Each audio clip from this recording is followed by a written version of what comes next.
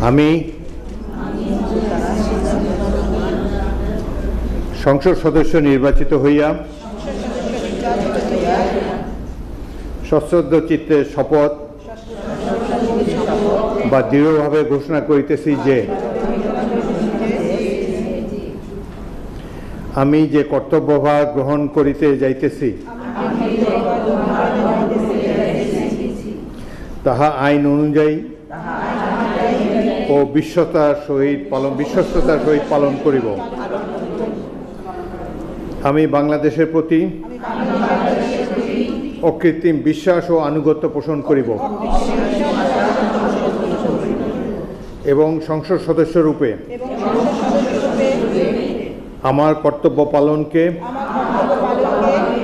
ব্যক্তিগত স্বার্থের দ্বারা প্রভাবিত হইতে দিব না। ধন্যবাদ। ধন্যবাদ মাননীয় স্পিকার। আমি